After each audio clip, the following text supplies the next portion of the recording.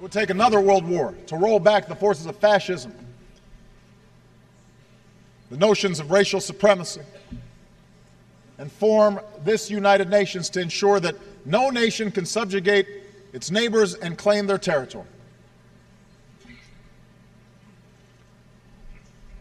Recently, Russia's actions in Ukraine challenge this post-war order. U.S. President Barack Obama just a few short weeks ago at the United Nations General Assembly. Tough words for Russian President Vladimir Putin, who, of course, doesn't take things too lightly, and he's pushing back with some tough words of his own. For more on this, I'm joined by our Sun News contributor, Marissa Semkiw, and Marco Stech, who is with the Canadian Institute for Ukrainian Studies. Marco, I want to start with you. So here's the headline coming out of a number of European papers and things like that. Putin warns the West not to blackmail Russia, and that the president of Russia is angry with President Barack Obama, warning in a Cold War-style tirade that Moscow would not be blackmailed by the West over Ukraine. What's going on here? Well, it would take a little bit of clarification of what is really going on, because what it tells me, of course, I can only guess what is the real motive of Vladimir Putin's statement. However, it tells me that he's probably at the point of greatest weakness that he has been so far. That's why tough talk. And we assume that he talks to President Barack Obama. You mentioned European papers. You did not mention Russian papers. He talks to his own people. Well, then he's got the propaganda machine going on there. Marissa, your take on all this? You know, indeed, Russia's population is declining. Its ruble is at its lowest level it's ever been, to the best of my knowledge. But when it comes to Barack Obama, you know, it was only 2 years ago that he said to Mitt Romney in a debate, the 1980s called, they want their foreign policy back. So it's quite interesting that we're seeing sort of new sort of rhetoric coming from the president, calling Russian aggression one of the top national security issues, global security issues. Having said that, Barack Obama can say as much as he'd like, but ultimately what we've seen from the president is very little action. What I would argue with respect to what's going on with Vladimir Putin is that the next battlefield we will see in Ukraine is at the parliamentary elections, which are on the 27th. I think he will do his part to meddle in those elections and ensure that there are Russian sympathizers in parliament. Your take on all of that? Well, there's very little that he can do in Ukraine right now. I doubt that he will have any influence on parliamentary elections. As I said, I believe that he is at the lowest point of his weakness right now. It's interesting you mentioned that. It's interesting you mentioned that because he just had a birthday, what was the propaganda machine out there with? Exactly. Pictures of him, you know, in his brawny nature, and you know the gifts and the flowers and all of that stuff. That's exactly it. Yeah. His entire behavior right now is focused on the Russian people, not on the West. The problem is that he is obviously facing a discord, the beginnings of the discord.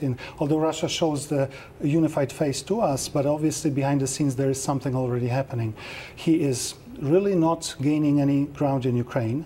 He has, with the fall of the oil prices, he is in a very, very tough situation because his budget, Russia's budget, is based on the fact that, on the presumption that the price of oil will be over $100 per barrel. It is under 80 right now.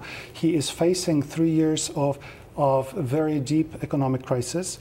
The economic sanctions start to bite. He starts to face problems in his own country. He has only one thing that he can do, and the one success that he has had, the support of the Russian people who respond to his rhetoric, anti-fascist and anti-American. You know, I think you may be diminishing the level of threat that Putin poses, not just to Ukraine, but to sort of the surrounding regions. In what sense? Well, I would argue that though he is weakened, he is quite intimidating, and that is one of his greatest strengths. Keep in mind, NATO spends, $1 trillion a year on defense.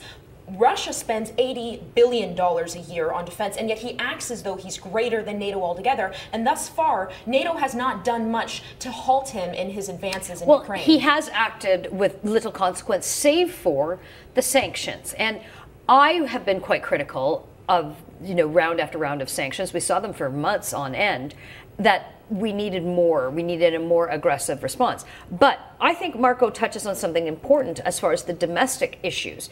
it's going to hurt at some point, and it would appear that they are working. So, well, sanctions indeed are working just by looking at the ruble. I mean, the economy is on decline in Russia. But Russia still holds a very large natural gas stick over many European countries, notably Germany and Ukraine. We're coming up on winter. We've seen their actions in the past, Marco. How do you sort of foresee that issue? And I'm talking about Gazprom, notably. Well, it will be a very tough problem. And I agree with Marissa that he's still an intimidating figure because he's not so because he's so strong, but because he's so unpredictable. Yeah. He's cornered and he can do almost anything right now. It's very difficult to predict him. However, and he will certainly try by winter to get a corridor to the Crimea throughout Ukraine, and he will try to intimidate Europe by closing off gas lines. It all depends on the resolve of European nations and resolve of NATO to actually stand by it. You know, he also has the fact that all eyes are on ISIS right now and no one's looking at him. That's a very good point. A month ago, there was a ceasefire that was declared in the eastern region, and most people like to think that it's calm and peaceful in that region. In fact, since the ceasefire's been declared, there's been over 330 deaths. So there's ongoing fighting in that region, despite the fact that it really is not being covered by the mass media. And I would also argue he's amassed troops in those regions, though he's said that they will start pulling them out. A top military commander today said they have seen no movement. And then let's not forget, even with Canada's interest in the Arctic, we know that Russia believes it's theirs, and they are talking about amassing military operations in the region. We just have a few short seconds left. Just a quick thought from both of you. You mentioned the elections specifically. You don't believe that Putin and his cronies will have any involvement in that? Well, they will have involvement. Well, they have they won't very have little leverage. Will they be effectual? No. Marissa? Oh, I think they will be. I mean, I think his intimidation will be effective. Not only do I think he'll stop at the parliamentary elections, I fear that he will start meddling in the Baltics and other regions. And I'm not talking about putting troops on the ground, because we do have Article 5 when it comes to NATO. But I'm talking about, you know, these referendums rising up, not unlike what we saw with Crimea. Okay, great discussion.